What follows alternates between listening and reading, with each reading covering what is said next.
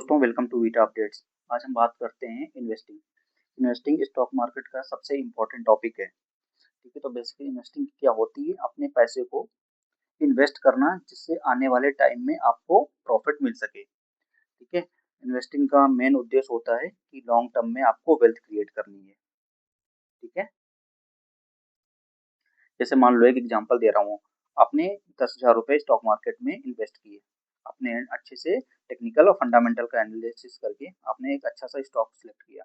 आपको लग रहा है कि आने वाले कुछ टाइम में ये स्टॉक अच्छी परफॉर्मेंस देगा, तो उसी के अकॉर्डिंग आप कुछ टाइम के बाद प्रॉफिट बुक कर लेते हो। जैसे आपने 10,000 का बाई किया था, अब आप कुछ टाइम चल के आपको प्रॉफिट दिख रहा है, तो आपने प्रॉफिट बुक कर लिया। जो आपने मान लो 20,000 पे उसको सेल किया स्टॉक को, आपने 10,000 पे बाई किया, तो आपका टोटल प्रॉफिट हो गया 10,000 का। ठीक है, तो ये आपका प्रॉफिट हो गया इन्वेस्टिंग से। अब देखो, इन्वेस्टिंग करोगे तो इसमें रिस्क भी रहता है। इनकेस आपने 10,000 का इन्वेस्ट किया था, मार्केट नीचे चली जाती, तो ये आपकी कैपिटल 10 से 8,000 भी हो सकती थी, 5,000 भी हो सकती थी। ठीक है, तो इसका भी मतलब रिस्क का इसमें ध्यान रखना होता है। ठीक है, इन्वेस्टिंग करो, लॉन्ग टर्म में पैसा अपना लगाओ और लॉन्ग टर्म में अपनी वेल्थ क्रिएट करो। ठीक है, अब बात करते हैं इन्वेस्टिंग के टाइप क्या क्या होते हैं। ठीक है, आप जानते हो इन्वेस्टिंग का मेन उद्देश्य होता है कि लॉन्ग टर्म में वेल्थ क्रिएट करें और अपना फ्यूचर सिक्योर कर लें, और मुझे जो गोल चाहिए उसको अचीव कर लूँ मैं। ठीक है, अब बात करते हैं इसके टाइप्स की। स्टॉक मार्केट बेसिकली कई सेक्टरों में अलग अलग टाइप से होते हैं इसके इन्वेस्टिंग के टाइप। ठीक है, कोई जैसे हो गया ना, हमारे स्टॉक मार्केट हो गया, इसमें क्या है, इसमें शेयर होते हैं, हमारे स्टॉक होते हैं। जैसे स्टॉक हो गया कोई XYZ, जैसे रिलायंस का हो गया। ठीक है, तो जैसे हमारा इसमें इनकेस ट्रेडिंग करेंगे तो उसको बोलते हैं स्टॉक मार्केट। ठीक है, इन्वेस्टमेंट।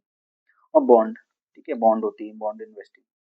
और ये mutual fund, real estate, commodity और ये क्रिप्टो करेंसी। तो इसका डिटेल्स में डिस्कस करते हैं। ठीक है, तो स्टॉक मार्केट क्या होती है? इसमें आप कंपनी का शेयर खरीदते हो, कंपनी का शेयर खरीदते हो।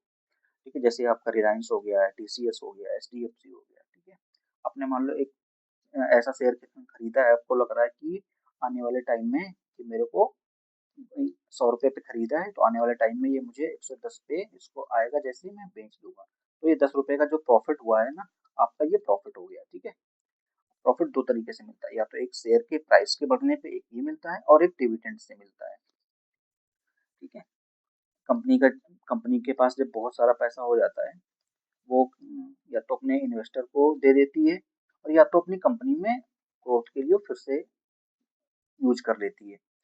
कुछ कंपनियां अपने इन्वेस्टर को, शेयर होल्डर्स को वो पैसा रिटर्न कर देती हैं। जो पैसा रिटर्न करती है उसी को हम डिविडेंड बोलते हैं। ठीक है, जब लॉन्ग टर्म में बहुत बड़ी मतलब करोड़पति बनते हैं, तो लॉन्ग टर्म इन्वेस्टिंग से ही बनते हैं। अब बात करते हैं म्यूचुअल फंड। म्यूचुअल फंड क्या होता है? आप अपना पैसा ऐसे फंड मैनेजर को दे देते हैं जिसको स्टॉक मार्केट का बहुत अच्छा नॉलेज होता है। वो आपका पैसा कहीं स्टॉक मार्केट में इन्वेस्ट कर देता है, जो आपको अच्छा खासा रिटर्न दे के चला जाता है। ये पैसा आप SIP के थ्रू इन्वेस्ट करते हो। ठीक है, जैसे एग्जांपल के लिए समझते हैं, जैसे इक्विटी फंड हो गया, ठीक, और एडप्ट म्यूचुअल फंड हो गया, हाइब्रिड म्यूचुअल फंड हो गया। ठीक है, जैसे आप RD भी कर सकते हो, RD रिकरिंग डिपॉजिट कर सकते हो। ठीक है, नेक्स्ट बात करते हैं बॉन्ड।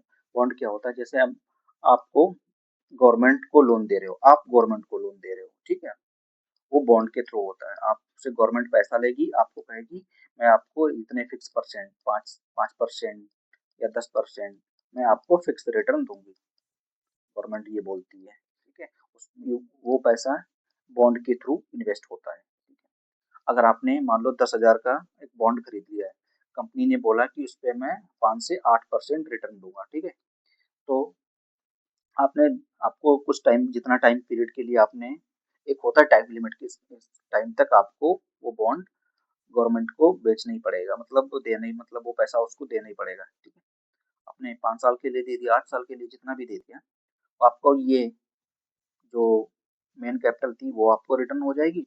जो इंटरेस्ट बना आपको फिक्स रिटर्न जितने पे बात हुई थी, वो आपको रिटर्न हो जाएगा। जैसे 8%, 5% पे जितने पे बात हुई, वो आपके अकाउंट में आ जाएगा। ठीक है, और एक है रियल इस्टेट इन्वेस्टमेंट।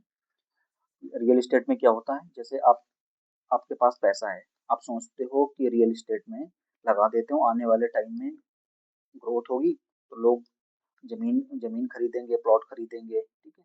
तो आपने रियल इस्टेट में पैसा लगा दिया, तो आपने क्या करते हो, आपने प्लॉट खरीद लिया, ठीक है।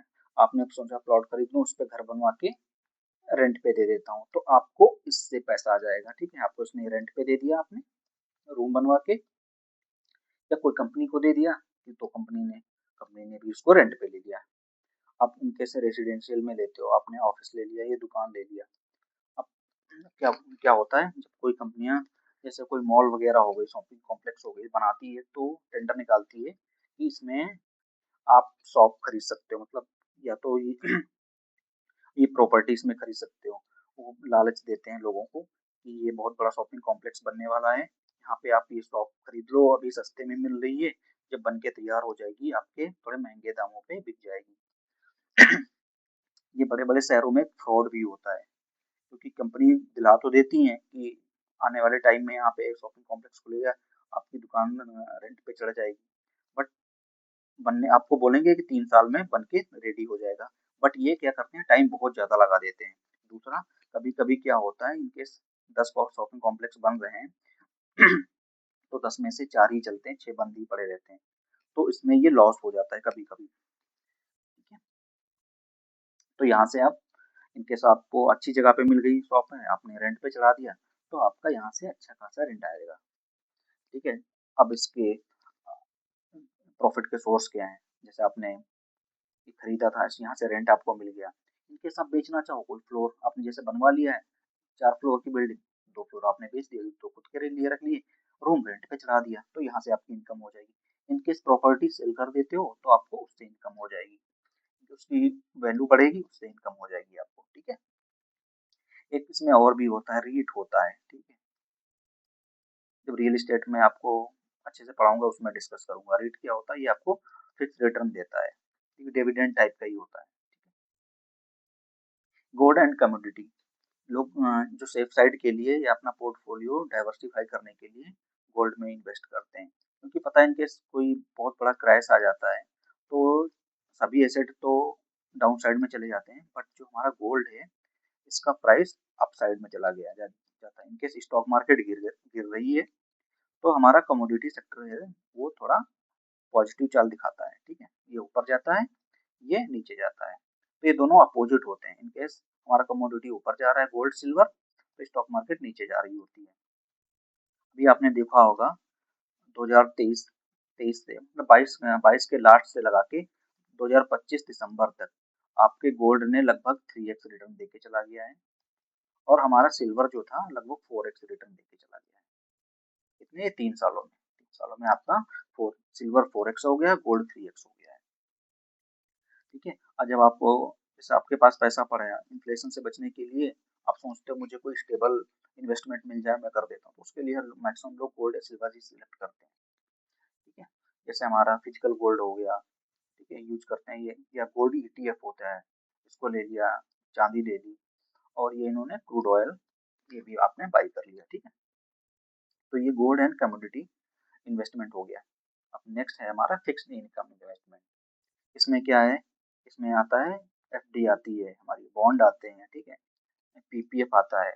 तो ये गवर्नमेंट की स्कीम होती है जिसके थ्रू आपको फिक्स रिटर्न मिलता है, ठीक है। इनकेस आप लॉन्ग टर्म में वेल्थ बनाना चाहते हैं, उसके लिए कुछ आपको इन्वेस्टिंग के तरीके अपनाने पड़ेंगे, जैसे लॉन्ग टर्म इन्वेस्टिंग। इसमें क्या है, आप स्ट्रॉन्ग कंपनी सेलेक्ट करते हो, 5 से 10 साल के लिए आप उसमें आप वेट करते हो कि इसका प्राइस बढ़ेगा, तो जब बढ़ जाएगा 5 साल, उसके बाद में सेल करूंगा, उसके बाद में अच्छा खासा प्रॉफिट कमाऊंगा। एक होता है ग्रोथ। ग्रोथ में क्या होता है, इसमें आप फास्ट ग्रोइंग बिजनेस को आप सिलेक्ट करते हो, ठीक है। अभी कोई कंपनी आई, जैसे कोई प्रोडक्ट लेके आया मार्केट में, उसकी बहुत हाइप बन रखी है, ऐसे लोग बोल रहे हैं कि आगे आने वाले टाइम में इसकी ग्रोथ बहुत अच्छी होगी, तो आप उस सेक्टर की कंपनी का एनालिसिस करके उसको आप बाई कर लेते हो। इसमें थोड़ा रिस्क ज़्यादा होता है, क्योंकि उसका आपको पास्ट नहीं पता होता है, पास्ट में उसने क्या किया है, थोड़ा रिस्क इसमें ज़्यादा रहता है, बट रिटर्न इसमें ज़्यादा होता है। इसका टाइम पीरियड कितना होता है, 3 से 7 साल के लोग इसमें इन्वेस्ट करते हैं। इसमें वैल्यू इन्वेस्टिंग, इसमें क्या आता है, इसमें अंडर वैल्यू स्टॉक होते हैं जिनके बारे में बहुत कम बात की जाती है, बट आने वाले टाइम में ये बहुत अच्छा मूव कर जाएंगे। तो ये आपकी हो गई वैल्यू इन्वेस्टिंग। इसमें थोड़ा रिस्क थोड़ा कम ही मीडियम ही रहता है, क्योंकि इसका पास्ट भी थोड़ा हल्का फुल्का पता होता है और फ्यूचर में ग्रोथ दिख रही होती है। इसके ये इन्वेस्टिंग 3 से 5 साल के लिए ये भी होती है। ठीक है। डिविडेंड, जैसे मैंने बताया था अभी, डिविडेंड जब कंपनी के पास सरप्लस हो जाता है पैसा, तो उसके बाद या तो अपने इन्वेस्टर को दे देती है या तो फिर अपने बिजनेस में लगा देती है। जो अपने इन्वेस्टर को दे देती है उसको हम डिविडेंड बोलते हैं। ये इसमें रिस्क बहुत ही कम होता है। कंपनियां दिखा देती हैं कि इसका डिविडेंड कभी 8%, कभी 9%, ऐसे ही चलता है आसपास। इसमें रिस्क बहुत कम होती है, लॉन्ग टर्म के लिए अच्छा होता है। ठीक है। जिसको का फाइनेंशियल फ्री होना होता है तो लगभग डिविडेंड में ही लगा देता है अपना पैसा। 1 करोड़ के आसपास, इनके 7%, 8% अपना डिविडेंड दे रहा है, तो 1 करोड़ लगा दिया, 7-8 लाख रुपए उनके पर ईयर आ जाएंगे, जो इजिली फाइनेंशियली फ्री हो जाते हैं। तो लोग ऐसा भी अपनाते हैं। ये मेरा इंडेक्स फंड, इंडेक्स फंड जितने भी पूरी बाजार है, जैसे हमारा निफ्टी 50 है, हो गया, ये पूरा इंडेक्स है। इसमें टॉप 50 कंपनियां हैं, उसी का इंडेक्स, उसमें आपने इन्वेस्ट कर दिया। तो इसमें भी रिस्क बहुत लो रहता है, क्योंकि इसमें मल्टीपल कंपनियां, एक कोई इंडेक्स है, पूरे उस देश की इकोनॉमी इसी पे इंडेक्स पे ही चलती है, तो इतनी जल्दी गिरते नहीं, कंटिन्यूअस ग्रोथ देते रहते हैं, और थोड़ा इनका मूवमेंट स्लो होता है। ठीक है, बट रिस्क भी इसमें बहुत ही कम होता है, लॉन्ग टर्म के लिए अच्छा होता है। मोमेंटम ट्रेडिंग, ये मोमेंटम ट्रेडिंग ये होती है, जैसे आपको स्टॉक कुछ टाइम के लिए बाई करना है, आपको लग रहा है इसके टेक्निकल बड़े स्ट्रॉन्ग है, ये आने वाले टाइम कुछ टाइम में ये अच्छा मूवमेंट कर जाएगा, तो आपने बाई कर लिया, उसने अच्छा खासा मूवमेंट दे दिया, आपने मान लो 200 रुपये पे खरीदा था और 220 पहुंच गया, तो आपने सेल कर दिया 10% का प्रॉफिट लेके। और इसमें रिस्क थोड़ा हाई होता है। ये शॉर्ट टर्म के लिए, जैसे मैंने बताया, ये यूज होता है। ठीक है। जो स्मार्ट इन्वेस्टर होते हैं वो करते क्या है, देखो अपने जो पोर्टफोलियो का 50 से 60% होता है वो लॉन्ग टर्म में इन्वेस्ट कर देते हैं, और 20 से 30% अपने ग्रोथ स्टॉक में कर देते हैं, क्योंकि इनको पता है ये कंपनी ग्रोथ करेगी। रिस्क थोड़ा हाई रहता है, बट रिटर्न इसका बहुत ज़्यादा रहता है, तो इससे 20 से 30% वो कर देते हैं। और जो मोमेंटम उनको ट्रेडिंग करनी होती है, जिसको मंथली मंथली इनकम बनानी है, वीकली बनानी है, वो 10 से 20% मोमेंटम इन्वेस्टमेंट करते हैं। ठीक है। अब ट्रेडिंग सेशन, आने वाले सेशन में मैं आपसे fundamental, technical, chart, candlestick pattern, इन सब के बारे में डिस्कस करूंगा। ठीक है। आज के लिए बस इतना ही है। इनकेस वीडियो पसंद आए तो लाइक शेयर सब्सक्राइब करना। अभी के लिए